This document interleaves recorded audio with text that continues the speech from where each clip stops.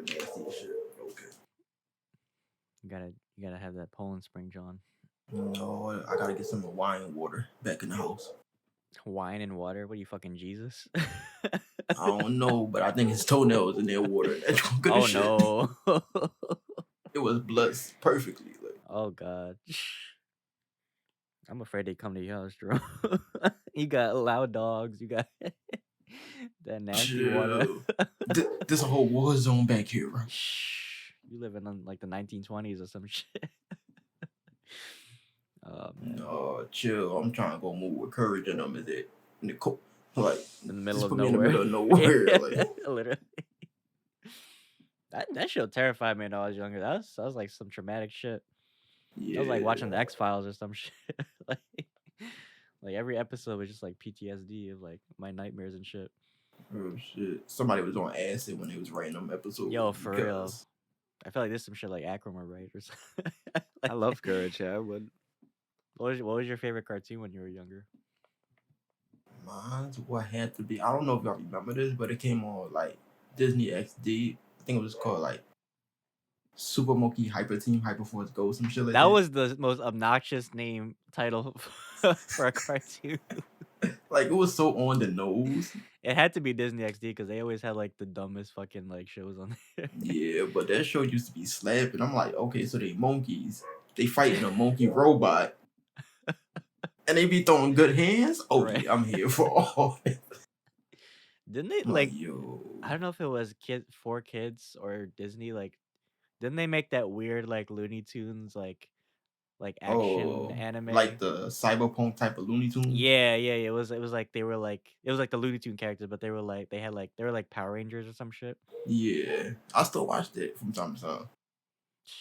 Like it 2000s hits were- different now that I'm a kid and I know certain things that they was talking about. I'm like, oh, it makes sense.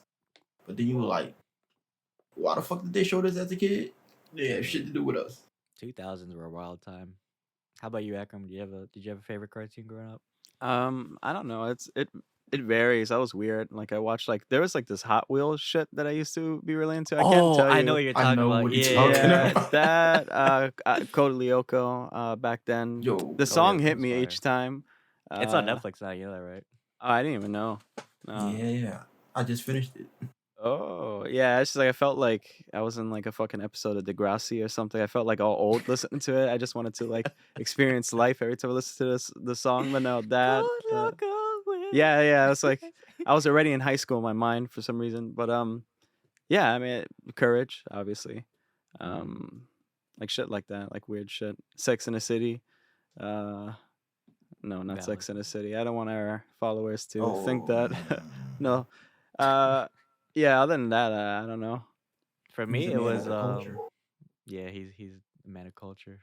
I think for me it was Kids Next Door.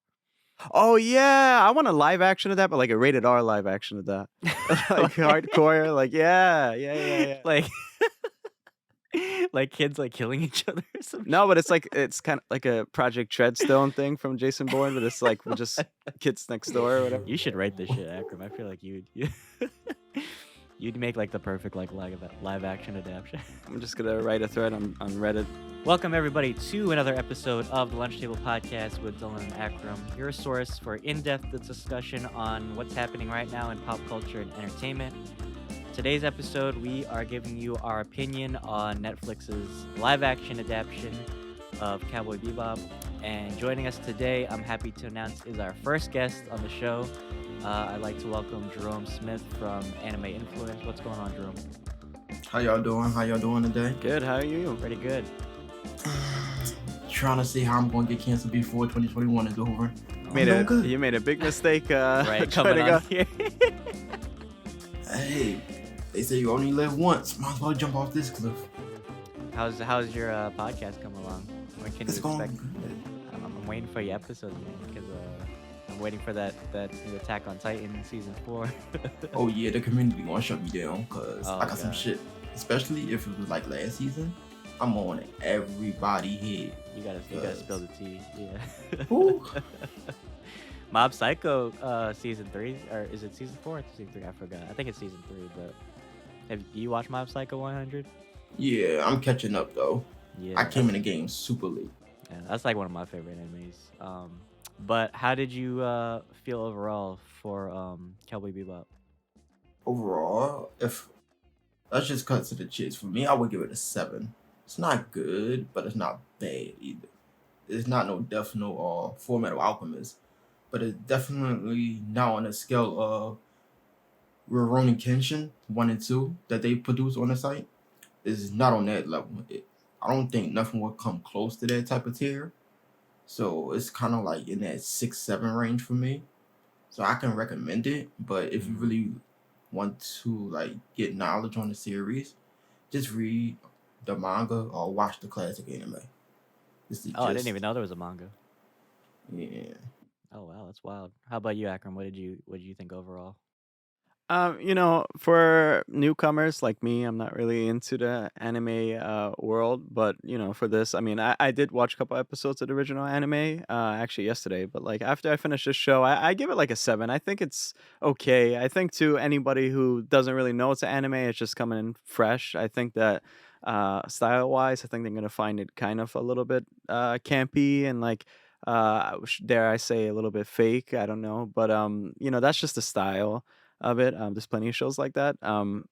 I liked it for what it is. I could tell that the end, which we'll talk about later, the ending, I think is gonna open some doors if they do a season 2, which I think they will. Netflix will back it up. They got that billions of dollars, right? So, but as an adaptation, I'm really interested to hear what Jerome and you say. What do you guys think? Especially I just want to know about the characters too. How much did they change? Let us know later on. But you know, so far, a good solid 7 out of 10. Yeah. How about you? Yeah, I agree with both of you. I definitely think it's so funny because IGN I think gave it a 7 out of 10 too. But I agree. Like on the like there have been worse anime adaptations. I would say like Death Note or the one we don't mention in the anime community is the Dragon Ball Z live action. um, but I didn't think it was that bad. I'll admit I had some reservations about the series when I first started and from the trailer. For me, it still comes off as like high quality, like fan made. And like you said, it does feel like a little overly campy or comedic sometimes, even for Bebop. But I think that's what makes the series like. I think what they really understood from the original anime was that it breaks styles and it doesn't conform to traditional methods. That's what I loved about the original anime series because it wasn't like other anime series where like there were like long story arcs or like just like these overly bombastic battles and they really like focus more on like the characters and like the like themes that relate to our world and like the sci-fi like isn't like overly dramatic. Like there are like sci-fi themes and like the technology is there, right? But it's not focused on the technology, right? It's more focused on like how does technology evolve with human problems, right? But yeah, I think this show adds its own flavor. Obviously, it's not trying to be like a carbon copy of the original anime because otherwise, why would we watch like just a remake of the show, right? But yeah, there's like I wouldn't even say minor. I'd say like there's major differences between this show and the anime. Like there's like certain things like they made Faye like a bounty hunter like really early on because Mm-hmm. like in the anime, she started out as like a con artist, and then she joined the Bebop crew, and then she became a bounty hunter. But this one, like, they just started her right off as like a bounty hunter. So I thought that was a little weird. And then like Jet has like a daughter in this series. I don't think he had one in the anime. But I think his character was like really close to the anime. And then John Cho, I really liked him as Spike. I think he did a really good portrayal as a Spike Spiegel. He's got that like cool, like nonchalant attitude, and he's always got like that cool demeanor of him. But Jerome, what did you think of like the casting? I believe for me, I think the cast saved it because everybody felt to just conform to their roles so well to the point that it's like certain things I could let slide. So it was like the way they set it up for Spike, his character portrayal was so like good that I forgot that okay, they adapting this. So I'm like, it fits. But certain characters, you could be like, okay, I can see why they cast this person, but it doesn't fit. But you can't complain because it's live action, so you gotta pick of the litter. But overall, the casting was spot on. Like I give Netflix for a solid B in terms of casting because it could have been Netflix bad, and that's saying something. Like that's a whole grade. Like Netflix bad is below a F. Yeah, But I liked a yeah, lot of the characters. I thought Jet Black's character, Mustafa Shakir, was really good. Like almost like spot on actually. Like his voice, like he sounds like Jet Black like in the definitely. anime. Um Faye was a little weird. Like I said, like I didn't really like see her too much. Like I can see like elements that she drew from the anime, but it was kind of like different in her own way. Vicious was weird. I didn't like the actor for Vicious. I don't know. Alex Wow. Hassel. Yeah, maybe not just the actor, maybe just like the way they wrote Vicious in the series, because he is so cold in the anime. Like if you watch the anime, like he is like one of like the coldest anime villains like of all time. But they just in the series they made him kind of like I don't know, like watered down. Like he was like I don't know, like a B level villain. But what do you think, Jerome? I don't want to like drag on the character because I actually really like the character. I Oh, guess okay. it's just the way that the actor portrayed it. So for me, it's like, oh, I know I'm gonna get hate for this, but oh well, fuck it, we here. So the character portrayal was okay. It wasn't nothing that was on Spike level, or Oh, at least definitely. Jet Yeah. level. It wasn't up to the A tier, but it was an admirable try.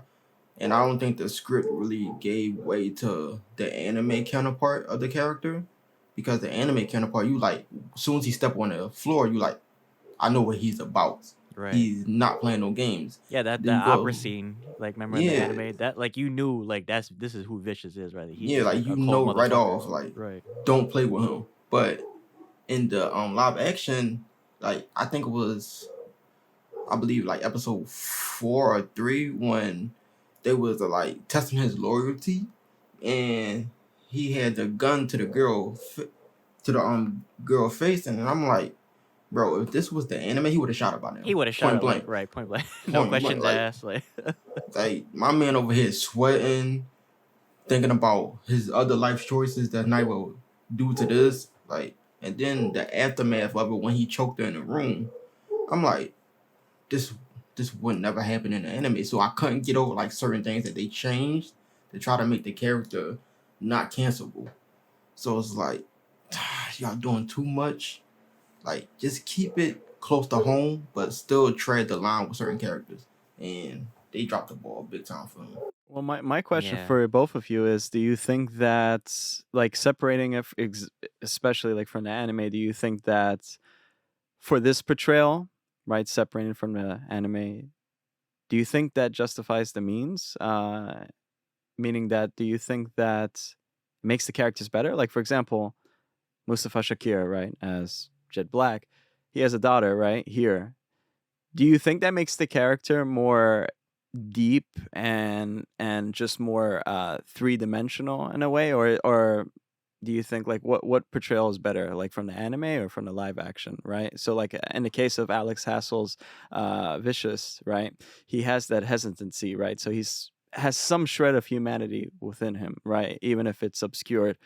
um do you think that makes it better, right? Would you, like, I know that nobody wants to touch Cowboy Bebop, right, of course, but uh are there things from the live action that you probably wish certain characters kind of had the same character arcs as an anime? Well, we already said our piece about Vicious, but him, he's on the top of my list for should have went the manga route with him.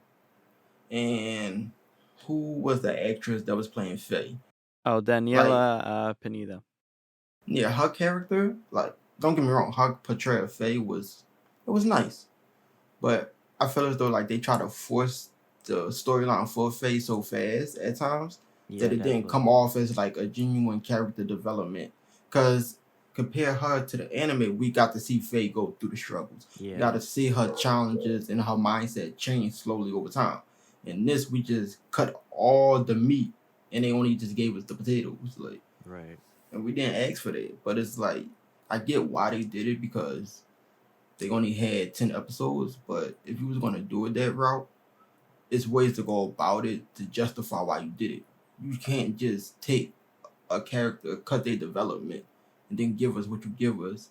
Especially if you're appealing this whole series to people who already know what the whole storyline is about. You can't just force us to sit there and watch a character do something that we know this character went through hell just to get to this stage. So certain things didn't like appeal well from manga, anime, light novel. Well, not light novel, but live action.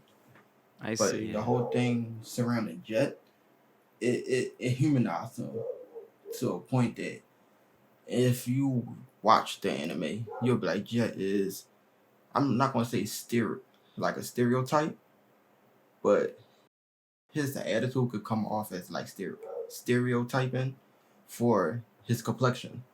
And here you be like, okay, I can see why he's so angry all the time, or why he's so in a rush to get things because he got a kid. So it's like That's a good point. it makes Yeah. sense. Like you humanize some characters and then take development from some. It's a slippery slope. Very Yeah. good They point. yeah, they added and subtracted like different elements from the characters. I definitely agree with Jerome like about like with Faye. Like I feel like they definitely like rushed her character development like way too much. Like they're just like making her like how she was like at the end of the anime already, and I kind of want to see like the slow burn like how she was. I mean, I did like the actress. I liked her portrayal of it, but I think it was just like too rushed. And Jet, like I think the daughter thing kind of added like another layer of depth to his character. So I did like that. You know, I wouldn't say he's like a side character in the show because he's one of the essential main characters of the Bebop crew, and he's like the captain of the ship, right? But it's always been more like about I feel like Spike and Faye in the anime, and then Jet Mm-hmm. Jet is kind of just like that side arc story. But I feel like he's really like an essential like storyline to this show with the daughter, and then especially at the end with Vicious like kidnapping his daughter and stuff. But there were like some other characters too that I like that they added uh like I've never liked Julia in the anime, and I really didn't like her in the show either. But I feel like she got like a bigger role in the series, live action, as opposed to like just being like Spike's love interest in the anime. Because they, especially like if you watch the end, like she really like had a bigger like part to play, more than even like Vicious and Spike. And there were other characters too, like Anna. Like she was only in like 2 episodes, I think, in the anime. And it's funny because like Yao Menrai, I'm sorry, Mao Yenrai was her husband in the anime, but they made her like her own like separate character. But Anna was cool. She kind of reminded me of like Fish Mooney from Gotham, like how she runs her own club and stuff. So Yeah, yeah, yeah. yeah, she was pretty cool. I like that her portrayal, and they even have Gren from the anime, but he didn't have like too many lines. So I'm wondering if they're gonna give him like a bigger role next season.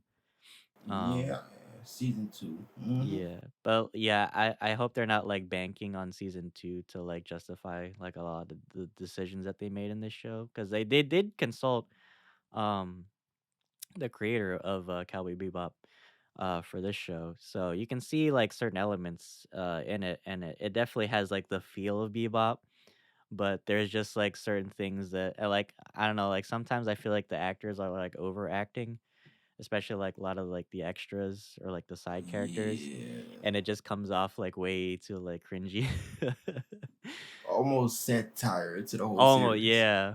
Yeah, to the point where it's like it's not believable. But I think like the main three actors did a really good job, like as their portrayals of like Faye, Spike, and Jet.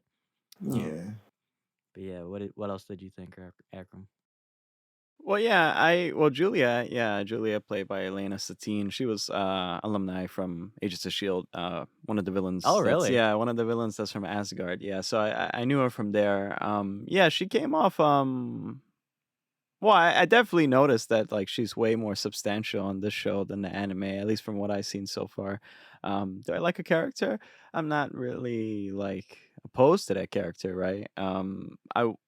I'm surprised that like that ending. I mean, especially from what I hear from you two, that's definitely a departure from the anime, right? So I'm excited to see what happens. A lot of clues leading up to season two. I think a lot of like things that's you know, they got to close those loopholes, or like I forgot the words right now because we're trying to think of this. But um, what do you think is gonna happen with Vicious though? Because I'm not sure what happens in the anime, but there's a cliffhanger at the end, right? If we want to get into spoiler territory. And I'm just thinking, where do you think they'll go? Since they did the part, and here's the weird thing, because I didn't know that they actually had the original creator from Cowboy Bebop to consult them, right? So I'm wondering, uh, where will they go next, right? And what lore would they introduce, right? Because apparently there will be a character from the movie, right? That which I wanted to know your thoughts on this too. We finally get a good shot and a charismatic shot from Ed, played by newcomer Eden Perkins, right? So that is awesome. I just want to get your thoughts on what do you think will lead to season two, and I also want to get your thoughts on what do you think of Ed. Oh, you Um, wanna no, you can take? start over. I like. Well, yeah, like a lot of fans of the show were like wondering when Ed was gonna appear because she's an essential part of the Bebop crew along with Ein. So I think that was cool. That I don't know if it was. I kind of wanted to see her a little bit early on. But they did like have like little Easter eggs of her like throughout the show, like when Jet has like the little you know phone and he gets like the notifications and you can see her little like hacker icon there. So there was like little clues, like if you watch the anime, you can like see like her build up. But I thought the actress did really good job as her for portrayal for Ed. I can't wait to see what she does for next season because Ed, Ed's she kind of like brings like the comedic aspect to the show, and she does like Yeah. her cool like hacker shit. There was like one episode where like she carved a smiley face into the Earth's into like Africa or something. Like she hacked a satellite laser and she carved like a smiley face into the Earth. Like she's just so random like sometimes, so it's so funny. But as far as like Vicious, I don't know, cause like that's why like I really didn't like his how they wrote his character, cause in the show like he does like succeed with the coup with the Red Dragon Syndicate, and he becomes like the boss, and he's like he's so like menacing, like even up to like the last episode. But I guess Julie is taking over now. I don't know, so that's why I said maybe she's gonna have a bigger role next season. But I don't know. It's interesting. And like you mentioned, like the movie, like they did like the first scene of the show, that was actually from the movie. When Spike is in the corner store, and he's they're hunting like this dude, like the Tanaka guy. Um, yeah, that was from the Knocking on Heaven's Door movie, and it's so funny because they that club had a little Easter egg. It's called the Watanabe, so it's a nod to Shinjiro Watanabe, the creator. But I don't know that there's a lot more stories they haven't touched on yet. They kind of like mixed episodes together for certain episodes, so you can see like different like references and like clips from like the show. But they still have like a lot more. We didn't see the shaman, like Nope. the Native American guy. We didn't see like the little kid that's like actually like 50 years old or some shit. Like that episode creeped me out when I was Yeah, younger. the Benjamin Button kid. Yeah, that was like the weirdest shit ever. Like that was scarier for me than the Mad Pro episode. So yeah, they got a lot to touch on for next season. But I mean overall, I enjoyed. I think for a first season of live action, it was okay. They have room to expand on, right, for next season. But Jerome, what did you think? So to touch up on that last little part, they do have room to like grow in terms of like a season two, because as you mentioned, a lot of characters we didn't see. But since they did a good job of blending like certain episodes into one, it's kind of gonna throw like long time watchers who just coming over like season two. Why would this be in season two? Because they touched up on this in season one. Right. So it's like the way that they went about it was smart. Don't just follow the formula. You can actually, if it makes sense, combine certain elements. But then it also got to make sense for the characters, Right. which leads to problems that we touched up on earlier. But in terms of them, if they was to do a season two, how they left certain character arcs, you can totally see the reason why they did that. Especially when it comes to like Julia and Vicious, you can tell they've been setting them up not for this season, but to have a long term like establishment in this series. So it's like Julia went from being like a side character to being one of the main people that you be like, okay, I can respect her. Because before, I don't know, people might not even paid attention to this. In the anime, she was more of, how can I say, not the booty call, but that's how they treated her in Right. mindset without them even calling her that. Like, she was just a love interest that was just there. Nobody paid attention to, right? Yeah, but now it's like you gotta pay attention to her, because if you don't, you in trouble. So it's like I like how they took certain characters to build them up for a long term run instead of just establishing them for the now and then discarding them. But I do have a question for y'all too. So it's been this recent article that dropped, and they are saying the series is oversaturated and that it's CW level quality. And I want to get a feel on what's y'all take on that, because for me, I don't think it's like, we all know CW's live action, and it's not that it's not that generic. So how do y'all feel about that, T? I can see why people would say that. I could definitely like when I think of like oversaturation, like there's some like Akram would know probably better than me, like certain like CW shows, like there's some like the Flash, Oh yeah, for or sure. like Or or even like Batwoman, yeah. or yeah, or like Supergirl. Like there, I don't know, it's just like it brings the characters down a level. Or like Titans, like the first two seasons. Apparently, it's getting better. I still haven't watched it yet, Yeah, it's getting better. but I can see why people would say that. I think it's hard when you're coming off such a successful and popular anime. Like, there's such a high expectation for you to really like still and capture, like, you're not just like rebranding these characters, right? You're trying to market these to like the nostalgic fans, right? Like me or Jerome, or like the anime community that love these characters so much and like go to these like conventions, um and like still celebrate this wonderful show like all these years later. But I don't know, like I said, there's room to improve. Like you said, like they have been like setting up like certain characters like Julian Vicious, obviously, for bigger story arcs into the coming seasons. I think like certain characters like Faye, it's like I said, it's kind of like rushed. So I don't know, her story's like kind of done at this point.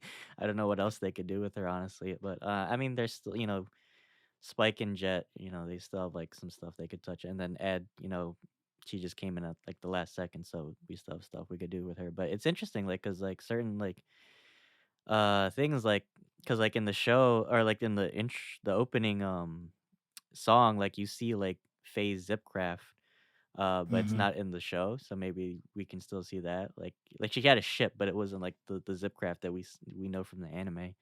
Yeah. Um, but yeah, there's like different like little Easter eggs that they could still show in like the next season. Yeah, But what do you think, I Akram? think that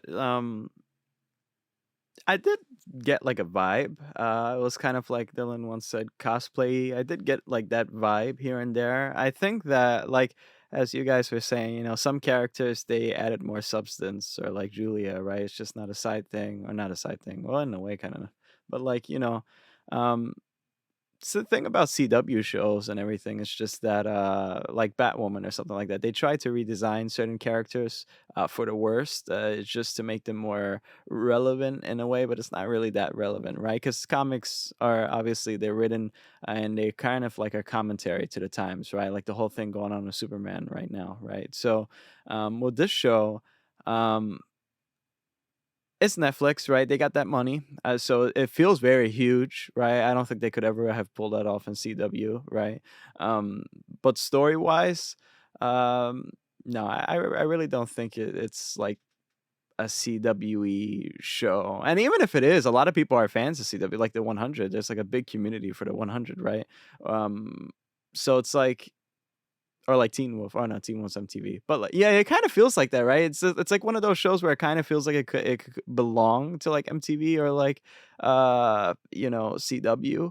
Um, but I think that the style so far, there are key moments that are really cinematic, especially the music and stuff, and I think that that's so unique to Space. I was about to say Space Odyssey. That's so unique to Space Cowboy. I mean, Cowboy Bebop. There you go. That's how you guys know I don't watch It's a anime. blend But of different styles, so it right. works all together. But do you think like the maturity rating like helped or hindered the show? Like if it's a what like because the show Like was pretty violent. What do you the mean? show was pretty violent, but I think they went over the top, like, especially like with the people like turning into trees and shit. Like, do you think they went over the top with the gore or like I think on? I think so, but it's just like one of those things where like it's like it's up to you if you like that. Really, everyone's different. I don't think it really like the moments that happen weren't like substantial. Like if it's like a main like a serious like main character, right, and they died in the most gory way, right? It's like kind of uncalled for. But like these type of things, I think it's kind of like a dark comedic moment, right? It's like, oh, how ridiculous turn into a tree, but it's kind of like, I don't know, if you're dark, it's like, oh, that's funny, you know. I don't think that hindered it, or any other moment that much, right? I just think that it adds to a unique personality, and that's the thing. You kind of want to not make a carbon copy, as you said. You kind of want to add your own personality to it. And here's the thing with reviewing this, it's like, it's not a carbon copy. Everybody loves Cowboy Bebop, but you also have to separate yourself, right, and do things a little bit your own way. Now, why I think a lot of people will give it a 7 out of 10 is because sometimes there were like hits and sometimes there were misses, right, with certain aspects that they changed, and I think that they might have been unnecessary, right? Um, yeah, that's what I think about it, honestly. Mhm. For the most part, y'all basically touched up on what I was going to say, because one thing that was noticeable to me was the live action canon versus the already established canon. So for for me, and I know a couple of people that I was checking out in the Reddit community, they picked up what was live action canon and it threw them all, because sometimes it would be there and you'd be like, okay, it fits. Sometimes you'll look back and be like, why would they change it, or what made them want to put this here? Because it just didn't go right with the scenes. And it's like you can have both types of canon because they both fit. It just depends.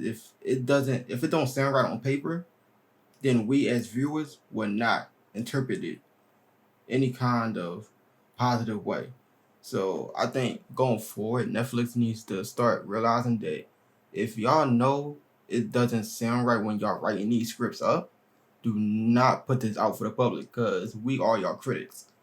So if we telling y'all what y'all already know and y'all still mess up, going forward, when we review bomb y'all, you can't have no mixed emotions or in y'all feeling moments about it, because we told y'all it doesn't sound right, it doesn't go right with the scene or the character.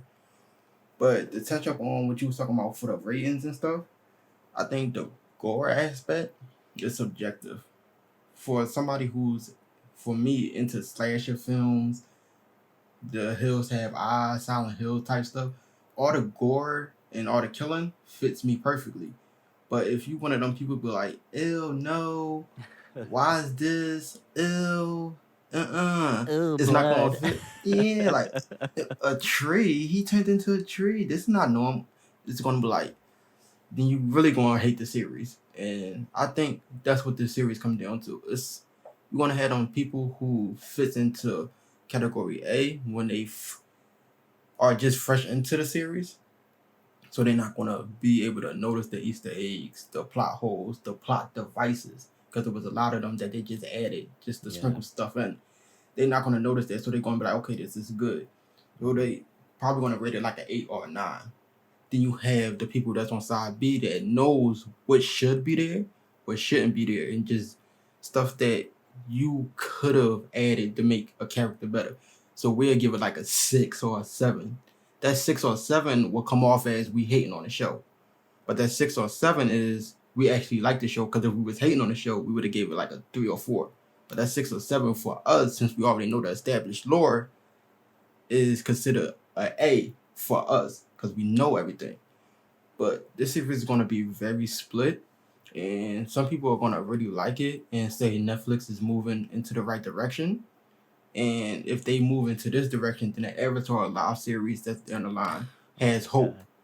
But then you have some of us who's on that side B that's like, okay, if they follow the same format, then we're going to be mad when it comes time to Avatar.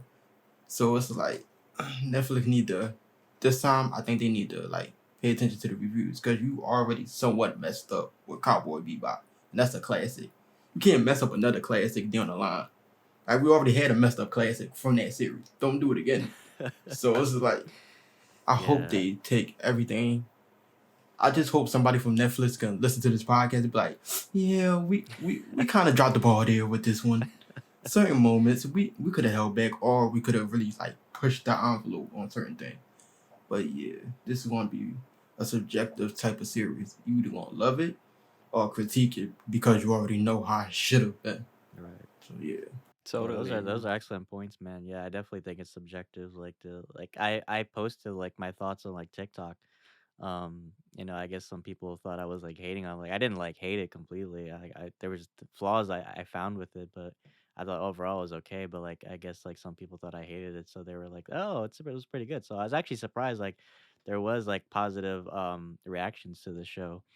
But it's like you said, like there's a split divide. Like I feel like nowadays, like when we watch something, it's like it's either there's no middle ground. It's like we either really hate something or we really enjoy it. And like Netflix, especially like with a lot of their newer like projects and adaptions, especially there's so many like readaptions and sequels and stuff. So it's like you're kind of like building off a fan base.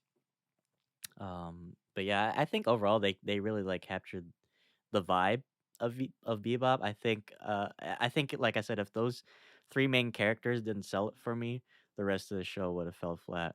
But they definitely like the music was especially important for me because that's such an important, like you said, it's a plot device, but it's an important plot device for the show.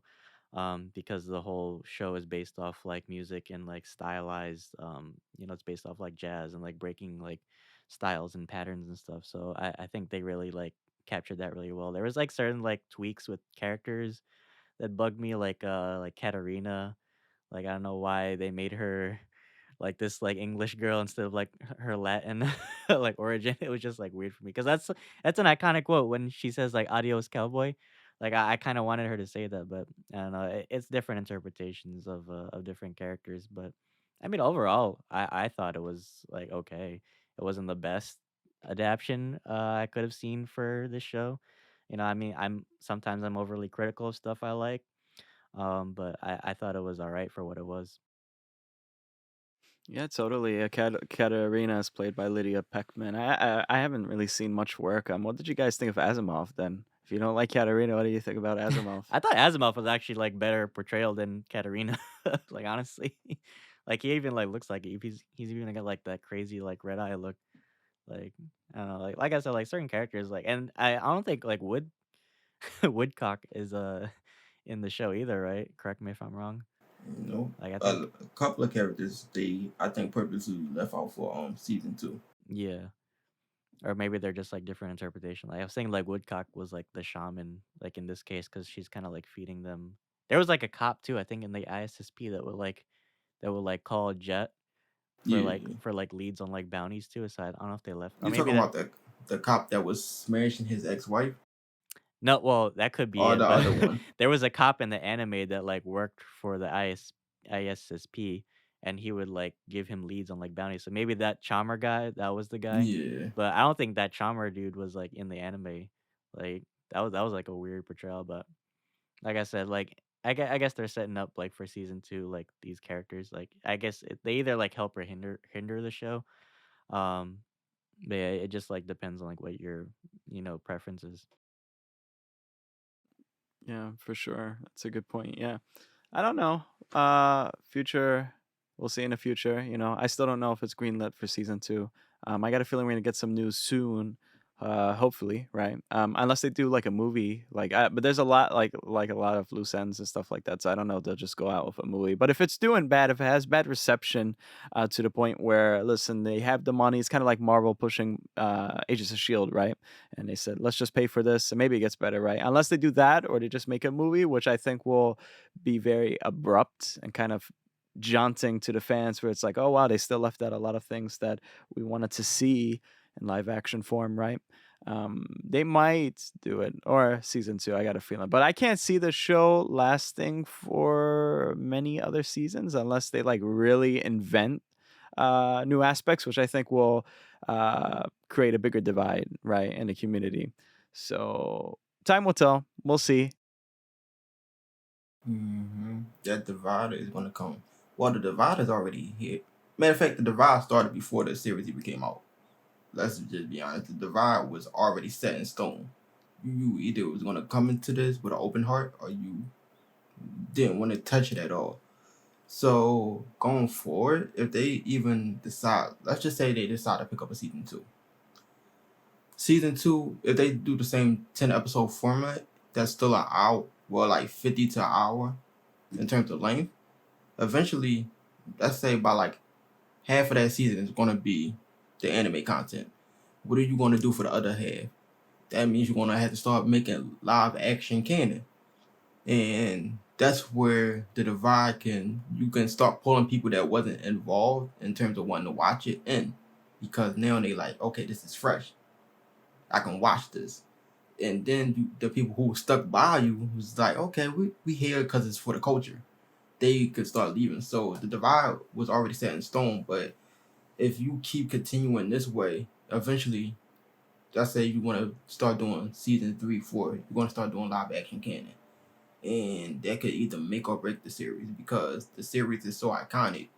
If you start adding characters that nobody cares for just to make bank off of something that's deemed like one of the goats of the community, then it's gonna be like, yeah, Netflix, y'all about to get canceled your own damn self. So it's like, it's how do you like draw the line? Because like you said, the Agents of Shield, it was so.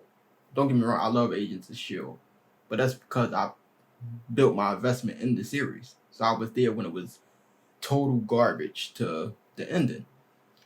You're not gonna get that same level of time and respect when it comes to this series. So it's like either you map out what you want to do now, because you're not gonna get an Agents of Shield schedule. We're not gonna be invested for 4+ seasons just to see it getting good. You either got one season two. If y'all announce the season two, that's it. If season two is like season one, you done. Like you gonna have them people that still be camping for it 3-4 years down the line, but it's done. We don't want to see it no more. So you don't got that same leeway. And it's like Netflix, y'all got the budget. Y'all damn sure got the studios and the writers. For sure. So this is like start investing. Matter of fact, start hiring some of the YouTube people who do live action because some of the live action YouTube adaptations be way better than the Netflix one. And they only got a tenth of the budget. And that's saying something. So it's like start looking towards them. Start hiring the people who are invested already in the community instead of people who you just pay to research the community. And then you could probably get more faithful adaptations. Yeah, definitely like Wise hire the words. fans, right? Like look at Mandalorian, like John and Dave Filoni are like huge fans of like Star Wars. So they get it, right? So like definitely like like Jerome said, like look at these YouTubers or like people who are making like fan films, because they get it, right? Because like you said, they invested the time, like with like certain shows, like with Agents of Shield. Like I feel like you're coming off of like characters that aren't really well known, so you have that room to like really like tell stories. But like when you have like an anime that's so popular, like people already have they already come into the show with like preconceived notions of like what these characters should be. So it's kind of harder to like sell your rebranding of the characters. I mean, if it fits, obviously, but and it's harder to do adaptation or readaptations of like certain shows because like you're trying to, like I said, like market to the community. But yeah, great points, Jerome. Any closing thoughts for you guys before we wrap up? That's it for me. What about you, Jerome? One thing I can say is to everybody who wanting to get into like watching Netflix's live series going forward, go into every series with an open mind. Do not go into these series thinking it's gonna follow point A, B, and C, because Netflix is never gonna do that. They never gonna be so structured to the point that they follow the straight path. They're gonna either rename some characters to fit certain things, or they just gonna cut out certain things. Period. So you're gonna be mad regardless. There's no, I'm going into this. I'm gonna be happy 24/7. You are never gonna be that. If you wanna be the happy person, look at a fan made on YouTube. Then you'll be happy. But Netflix is never gonna make you 100% happy with any live action. So we need to stop this debate. They even when it comes to their animes, same thing. So it's either you going with a grain of salt or you just gonna be sitting there in your living room with the mad face and the Arthur fist. So overall, good series, but be mindful. Don't take it as this is about to be the most faithful adaptation ever, because it's not. Listen to him, everybody. And check out his YouTube channel too. I can't wait to see some more content from him. I'm really excited. He knows what he's talking about. He has expertise. And I wish him the best. So I just can't wait for you guys to see his content as well. We'll also link his channel to our page so you guys can check it out. So definitely a valued member of the Lunch Table family. Thank you. Yeah, thanks so much for coming on today, Jerome. No, thanks for having me and not getting me canceled already. Oh, well, this didn't release yet. So we'll see, because I think we've been canceled, but we just didn't know yet. Listen, this is the right channel because we have no viewers yet. So Yeah, so like people will bring up tea of you later on, like maybe 2 years later, like look what Jerome said. We got screenshots of his Twitter. If you get like you pump up your Twitter more, it's like, oh shit. Netflix probably won't like find this or anything, so they won't cancel your channel yet. Didn't even start yet. Right? So you got nothing to worry about yet. Don't deal with us because we got shit to worry about every day doing this fucking podcast. But yeah, I hope the best for your channel, man. I really do. No, same to y'all. Like I'm always gonna be supporting y'all. From episode 1 to now, y'all have grown. So if the community don't see it, I see it, and I'm gonna keep letting the community know. Like, check it out. I appreciate Thank that. you. Likewise. We'll Thank do you. the same for you. Yeah, in the future, I hope to see y'all again in terms of collabs, and I wish y'all nothing but the best going forward. Because if y'all stay this track, y'all can have something. But get on Reddit though, because I need to see y'all in my communities. We will. Thank Definitely. you so much. Wise words. Still working on our Twitter, but we'll let you know about Reddit. We'll definitely see you for Avatar's like remake when that comes out, because No doubt. I got some tea on that too. But yeah, guys, thanks for joining us today for our review for Cowboy Bebop, the live action series. We hope you enjoyed this discussion. Be sure to follow us at the Lunch Table Podcast on Instagram, YouTube, Spotify, and Anchor, and wherever else you watch our podcasts on. And be sure to follow Jerome on his Instagram page and his YouTube channel also, Anime Influence, which will be tagged in the description and in the video. And be on the lookout for next episode. We start our Hawkeye week by week review, just like What If. Can't wait for that. That's gonna be every Wednesday. so I fun. know. Right in time for the holidays, right? So that'll be every Wednesday. And then we'll be giving you guys our thoughts on the show. But until next time, see you, Space Cowboys. See you. See y'all.